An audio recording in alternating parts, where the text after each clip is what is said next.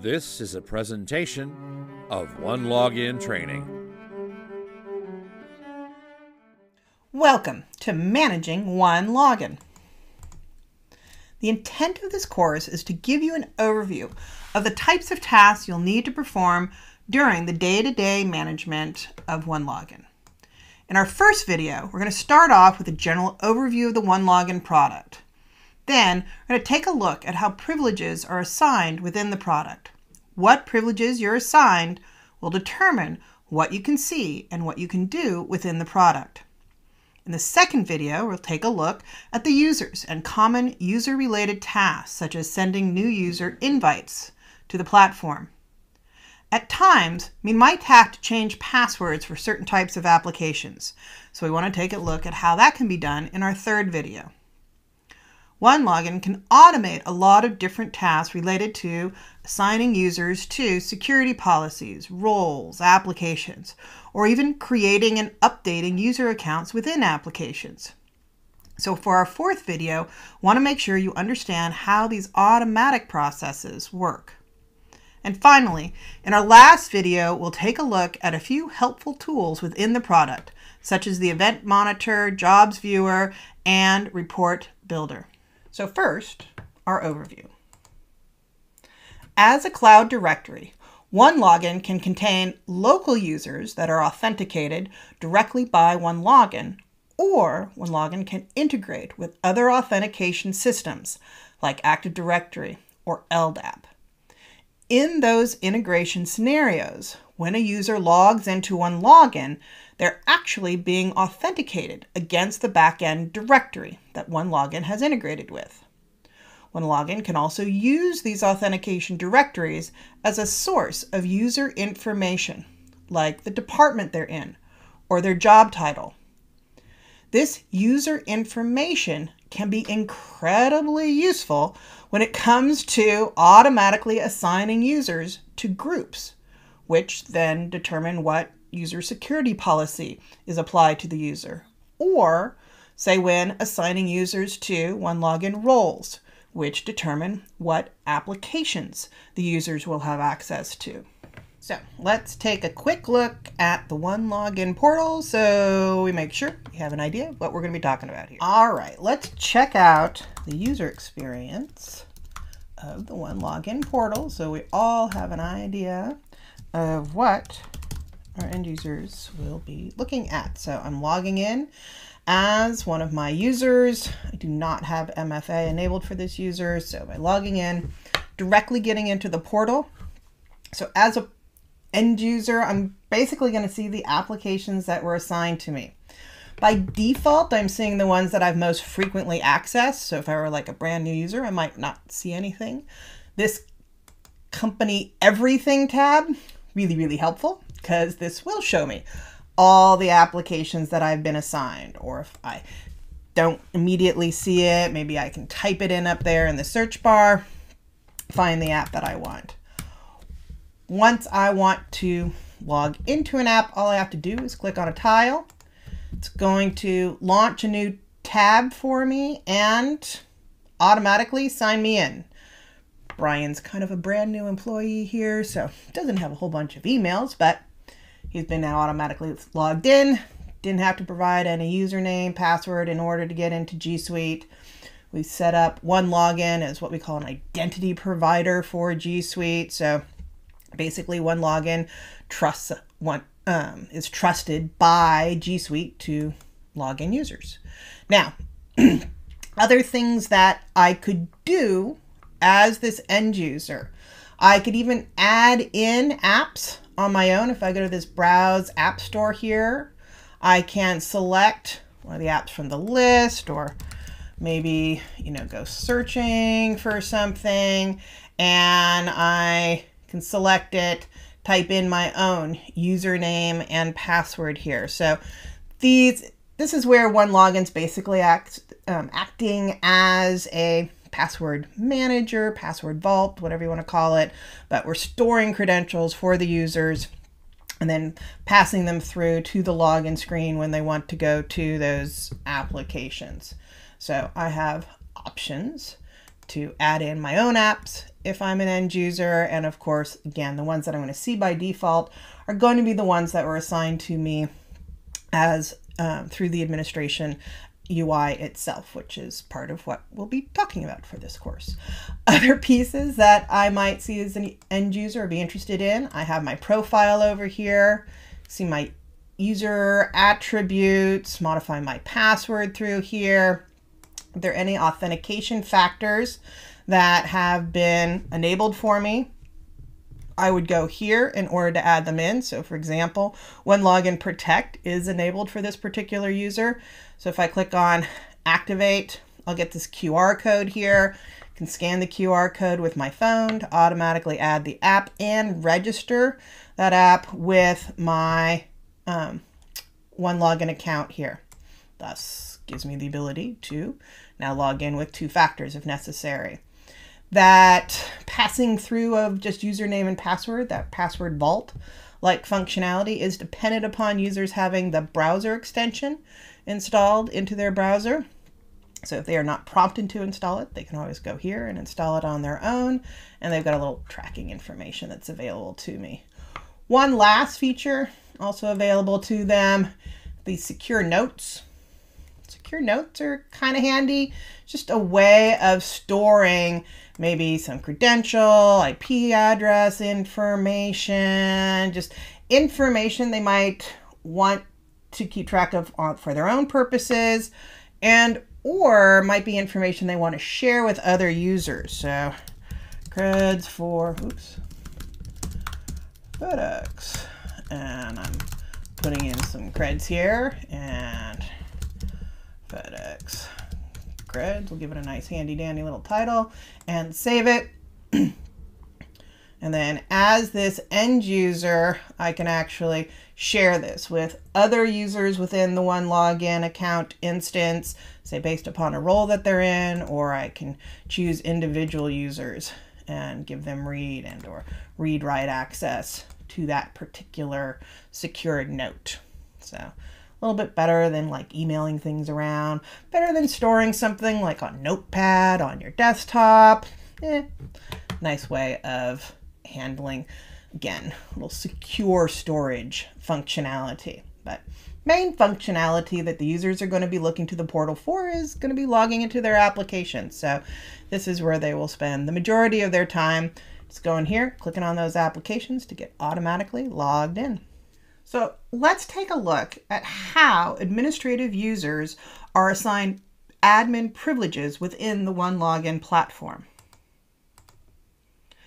So first we have account owner. We have a single account owner account for every OneLogin account. It's the default account that is created when the larger OneLogin account is generated. This account owner has full control over everything. Any users created after, again, the initial account owner is created are simply considered basic users. They will have access to the main user portal, any apps that are assigned to them. They'll see things like, secured notes, access their profile, but no administrative privileges by default are assigned to any new users. So again, start off with, you have a single sort of admin user, the account owner, and as you start adding in users, they are simply considered basic end users. So how do you start giving users some sort of administrative privileges within OneLogin? Because again, I only got one account owner. Well, we do have a super user privilege. This can be assigned to those users that you need to have basically the same capabilities as an account owner. Again, super users, any user designated as a super user, will have basically the same privileges as an account owner. There are a few things that an account owner can do that super users cannot, like access billing information or change some high-level account settings. Next level down might be a manage application privilege. Again, this is an out-of-the-box sort of group of privileges called manage application that allows anyone who has this privilege assigned to them the ability to manage the settings for a particular application. In the SaaS world, there are often individuals from various departments probably been managing the applications they're using within that department for some time. Thus, you might want to grant them manage application privileges, at least to those who are actually managing those applications. We also have a help desk privilege. This is for those who need to be able to, say, change user passwords, or if a user loses their multi-factor authentication factor, maybe help them generate a temporary one-time password so that they can get in and maybe register a new one. We also have manage user privileges. Someone with manage user privileges has full control over all user objects. But by default, they don't have the ability to actually assume access as a user. We'll talk a little bit more about this in a few minutes, but just know, again, manage users don't have assume user privileges, though it can be added to them. So manage user privilege allows you to create users, update users, delete users if necessary, but basically doesn't allow you to kind of log in as them, which is what assume users does. Assume user privilege can also be added to what's called a manage group privilege. So we'll talk a little bit more about OneLogin groups later on in this course. Groups are used within OneLogin mainly to assign users to user security policies. However, they can also be used sort of as a container of management, i.e., whatever users are in a particular group, I can assign somebody manage group privileges over that group, which effectively gives them the ability to manage the users within just that group. Create new users in the group, update any users in that group, and or delete the users within that group.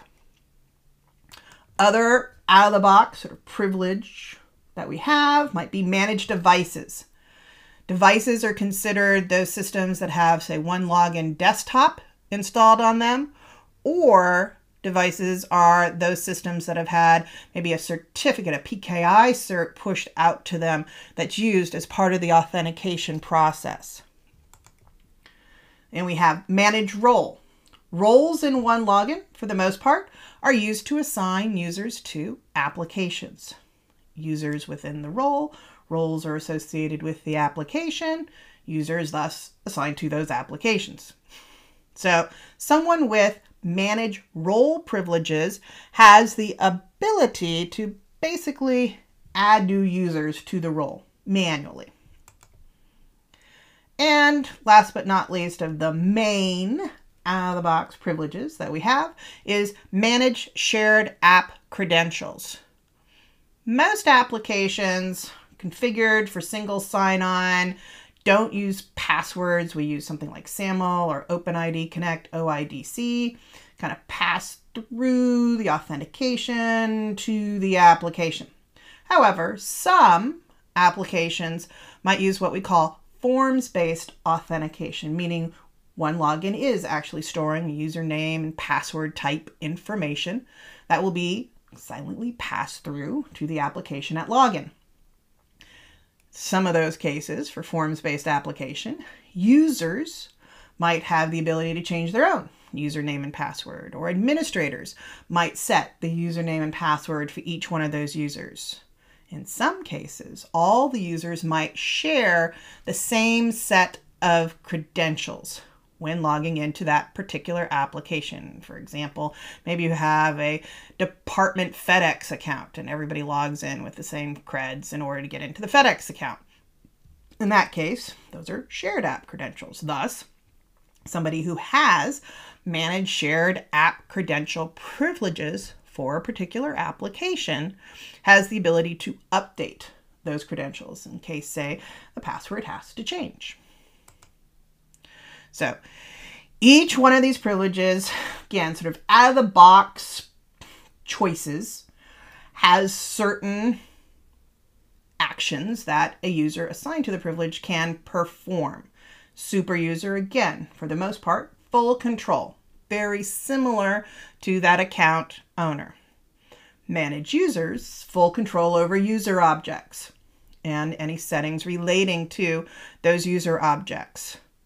Help desk, for the most part, just read-only access to the user information, but can perform some basic day-to-day type operations like resetting passwords or sending an invite.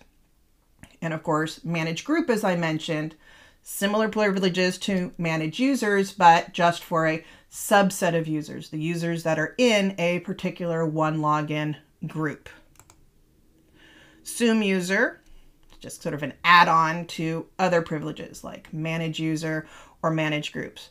The only privilege levels that have the ability to assume access as users out of the box will be the account owner, again, that one account owner, or the super users. All super users by default do have the ability to assume access as other users. Manage role, again, manage those OneLogin roles that are effectively used to assign applications to users. Somebody with manage role privileges can manually add users to the role. Manage application, manage the settings for the application, and devices, again, those that have OneLogin desktop and or PKI cert installed on them would be considered devices. Thus, manage devices, see those devices, install things like OneLogin desktop or the certificates.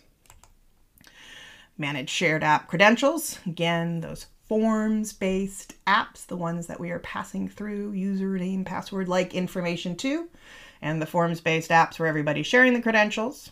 Thus, manage shared app credentials gets to change those shared credentials. And there are a couple of others called manage account, manage subscriptions. These are used for those OneLogin accounts where you have sort of a parent-child account relationship. Not all OneLogin accounts are enabled for this functionality, but we will mention them here. There is a manage accounts and manage subscription privileges that are used, again, for specifically those instances where you have parent and child accounts. Now, one thing you need to be aware of, again, what we've been talking about up until this point are all these sort of out-of-the-box privileges. Predefine sort of privilege levels that include certain actions that can be performed. In July of 2021, we've introduced what we call delegated administration. This allows you to actually be much more specific than those privileges levels that we have just talked about.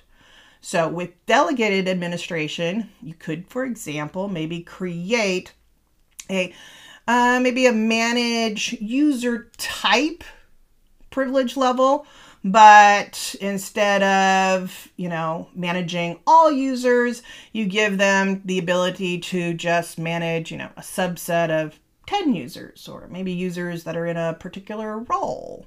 So it just gives you a lot more flexibility. Or maybe you want them to have manage user type privileges, but you don't want to give them the ability to create new users. So again, you can be much more specific as to what types of actions they can perform and what they can perform those actions on using delegated administration. It is an add-on to the basic product. Now, what is most important for you all to know is that depending upon what permissions or privileges you have, that will affect what you both see and can do within the OneLogin platform. So what we're actually seeing here is the difference between what, say, a group admin might see and what a super user might see. So the group admin only has the ability to manage the users in their group. Thus, logged in as Gilbert over there on the left as a group admin, he only sees the users menu. And if he were to go to look at the users, he would only see those users in the group that he's been assigned to. Over on the right there, Eliza is a super user. She will see all the menus available to her and be able to do any sort of activity except for the few that are reserved for the account owner. But most of the activities necessary to both implement as well as manage OneLogin on a day-to-day basis. So keep that in mind as we're going through this course. If certain topics, certain actions that we are going over do not seem available to you within your OneLogin instance, it is most likely because you do not have the necessary privileges to perform that particular action.